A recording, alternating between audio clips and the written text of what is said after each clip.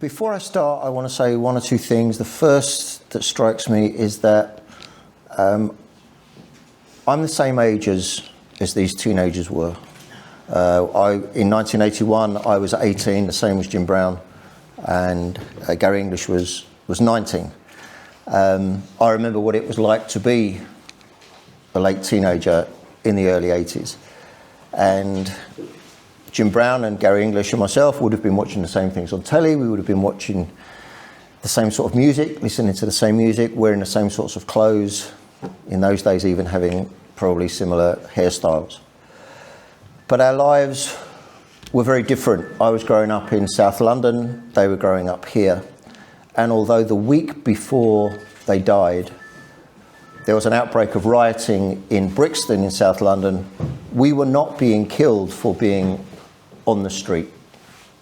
In fact, the British Home Secretary, when those riots broke out, said that plastic bullets should not be used against us, should not be used in Britain because they were too dangerous.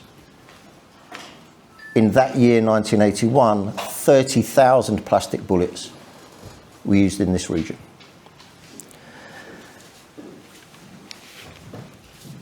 Our lives were different, but what I do understand is how much time has passed since 1981 and how much of their lives they didn't get to live. I know what it was like in the early 80s to be moving from being a boy into a young man, and I've known now what it's like to grow to be an old man. Experiences they never got to have. And so what hits me about these cases is how much time has gone, what they've missed, the lives they've missed out on. I have a very strong sense of that because of the life I've been lucky enough to lead and which they never got to lead. So let's go back to mid-1981, what was happening in the world. Margaret Thatcher was coming up to 2 years of being in office. President Reagan was coming up to almost 2 months of being in office. The week before, mid-April, Easter Sunday the 19th, Bobby Sands had been elected Member of Parliament and of course was to die a few weeks later. And 15-year-old Paul Whitters was on life support, also to die soon after being hit at close range with a plastic bullet by an RUC constable. That Easter Sunday evening, a little before 7 o'clock, 2 British Army Land Rovers, each weighing 3/4 of a tonne, left Rosemount Barracks and drove at high speed down Cregan Hill. In that first Land Rover, the driver was Lance Corporal Stephen Buzzard, and his sergeant, who was with him, was Sergeant Hugh Smith. They reached the crossroads of Cregan Hill, Infirmary Road, Marlborough Terrace, Cregan Road, where a group of civilians were. They went into the civilians and they killed Jim Brown and they killed Gary English. Now, those facts aren't disputed. But how did the state institutions perform, the institutions whose duty it was to find the truth, to present the truth to the public, and to hold to account those responsible? We're going to briefly assess the performance of those 5 institutions: the army, the police, the court process, the coroner's inquest, and finally, the historical inquiries team. Let's start with the army. Corporal Buzzard drove the first lead vehicle. Sergeant Smith told him to carry on through the junction. They then reversed back up Cregan Hill after they had hit Jim Brown and Gary English, and reversed over the body of Gary English in that 3/4 of a tonne vehicle. The Army account of what happened falsely claimed that the Land Rover had not been travelling at speed, yet the eyewitnesses told a different story. Paul Clements was a BBC reporter and an eyewitness at the scene. He testified that that lead Land Rover had been travelling at what he estimated to be 50 miles an hour. Other eyewitnesses also corroborated Clements' testimony. The Army also falsely claimed that the vehicle was moving to a safer cover point, which doesn't bear any scrutiny at all. We'll come back to the Army in a while, but let's now turn to the police and its investigation. The RUC classed the incident as a road traffic accident, and they put a traffic cop, Sergeant Bradley, in to head the investigation. The night that those teenagers died, Sergeant Bradley interviewed both the corporal and the sergeant, but he admitted he didn't take any interview notes, and the statements that he said they made were really a summary of the conversations that he'd had with each of them, which in total each had amounted to about an hour. This was a traffic cop investigating what he had been told, and the approach he took was a traffic accident. A uniformed sergeant. He later admitted that before he interviewed the soldiers, he had not consulted with the eyewitnesses or with the eyewitness testimony which was available. Now, somebody who had bothered to go and talk to and listen to the eyewitnesses was Bishop Edward Daly. And after he had heard what the eyewitnesses said, Bishop Daly said, "It appears the Army vehicle was driven at reckless speed. It seems to have been a stupid and cruel deed." So how did the RUC meet this moment when around 7 o'clock in the evening there were two teenagers lying dead or dying on the street? Did they establish an investigations team? No. Did they carefully search the scene for evidence? No. Did they explore in advance avenues for investigation? Did they put the contradictions in statements to the soldiers? Did they compare the witness statements? No, no, and no. No attempt was made by the RUC to establish exactly where the two teenagers' bodies lay after the collisions. In fact, Sergeant Bradley later said that there was a pool of blood, which he estimated to be 154 feet away from the junction, but he or nobody else had taken any blood samples for purposes of comparison to see whose blood that might have been.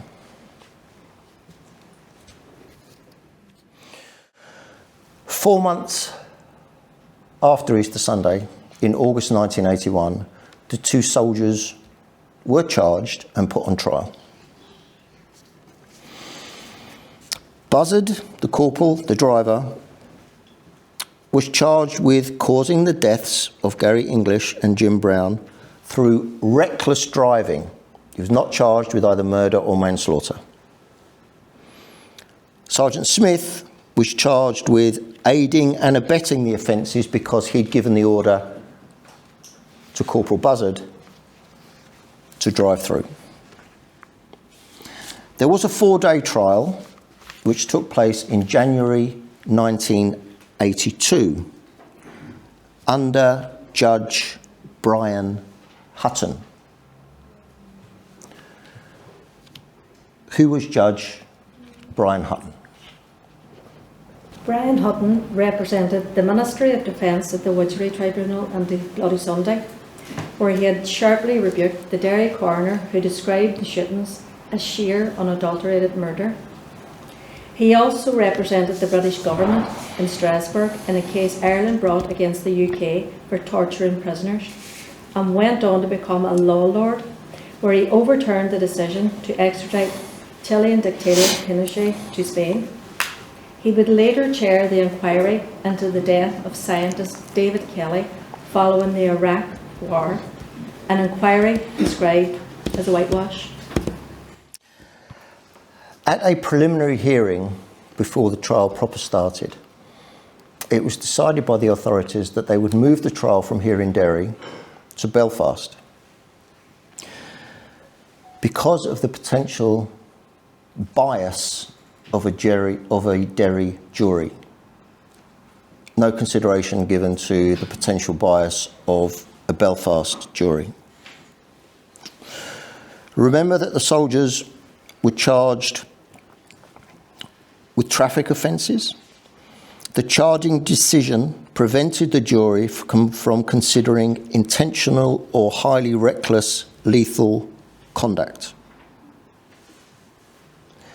Meanwhile, how did the British Army deal with the two suspects, the soldiers charged, between the deaths and the trial?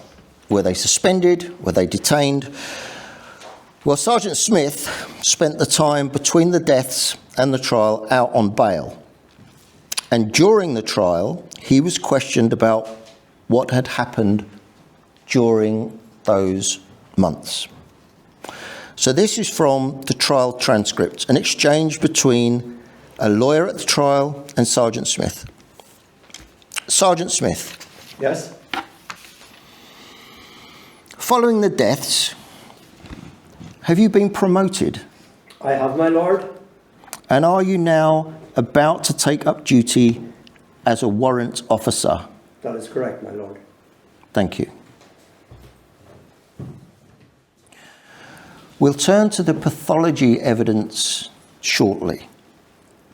But crucially, at the trial, the state pathologist, Professor Thomas Marshall, claimed that Gary English died as a result of the initial impact and not from the injuries sustained when his body had been reversed over. This evidence led the judge, Justice Hutton, to direct the jury.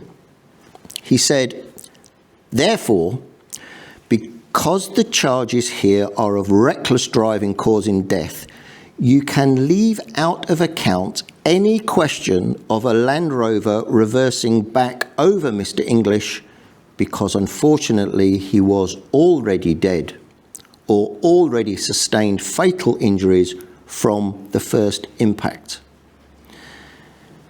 If that wasn't clear enough for the jury, Justice Hutton also said, you can put out of your mind the question of whether the first Land Rover reversed back over Mr. English. Following his summing up, both soldiers were acquitted on all charges on the 20th of January 1982. Now, after intensive research and advocacy by the English family, there was a coroner's inquest organised for the following year for 1983. We'll turn now to the performance of the coroner's inquest. First of all, the authorities tried to stop the inquest happening, saying that the cause of death had already been established at the trial. Nonetheless, the inquest went ahead. Did the Bar Council of Northern Ireland prevent Gary English's family from choosing the lawyers that they wanted to represent them at the inquest? Yes, they did prevent them. Gary English's family wanted human rights specialists like Michael Mansfield or Helena Kennedy to represent them at the inquest, and that wasn't allowed. And that decision not to allow them the lawyers they wanted was made by a barrister who represented the Ministry of Defence at the inquest.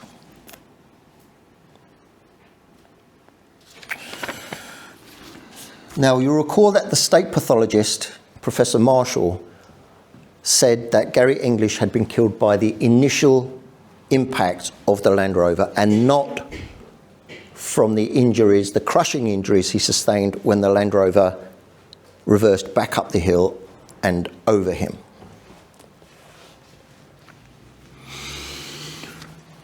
Was that testimony contradicted at the inquest? Yes, it was. By whom? By Jørgen Dalgaard. And who was Jørgen Dalgaard? Professor Dalgaard was a registered medical doctor, a professor in forensic medicine at the University of Aarhus in Denmark. He's an independent traffic pathologist and also the state pathologist for the peninsula of Jutland in Denmark. Dalgaard had a specific interest in traffic pathology and had performed several thousand autopsies, of which approximately a third were traffic cases. Professor Dalgaard was asked by the English family to provide his independent expert opinion on the nature of the injuries sustained and the cause of death for Gary English. What did he find? He concluded the injuries to Gary English could only be explained by crushing or running over by a heavy vehicle. And how did he assess the findings by the state pathologist Marshall that Gary English sustained the fatal injury before he was reversed over by the Land Rover? I think this is highly improbable. Highly improbable. Despite this independent expert witness, the coroner concluded, as Gary English ran down Cregan Street, he was struck by the bumper of the leading Land Rover on the lower part of his body, causing him to come into contact with the front of the Land Rover, thus causing the fatal injury. His body was thrown on the roadway. As the Land Rover reversed from its stopped position in Cregan Street, back across the junction and into Cregan Road, it passed over the prostrate body of the deceased. And while death resulted from multiple injuries, the fatal injury to Gary English was inflicted from the initial impact, not the reversing over his body. That was in 1983. And then almost 30 years later, in 2012, more than 30 years after the deaths, it was the turn of the Historical Inquiries team to provide the truth to the public, to the families. They informed the family of Gary English in 2012, in August, that they would be investigating his death and the death of his brother Charles in a separate incident. It's a little complicated because a year after the HET announced that, the HET itself was suspended because of some serious difficulties in the calibre of its investigations, and the year after that, 2014, was wound up completely. Nonetheless, in 2016, the part of the police which then inherited those HET inquiries approached the family and presented them with what it described as a draft document on the findings of the HET into the death of Gary English. The document presented to the family gives us some insight into the level of professionalism and care within the HET. The document presented to the family referred to the death of Constable Gary English. It further assessed, after considering the evidence, that the HET believes that a thorough investigation was undertaken at the time and that the trial transcripts reflect a fair trial with an unbiased summing up.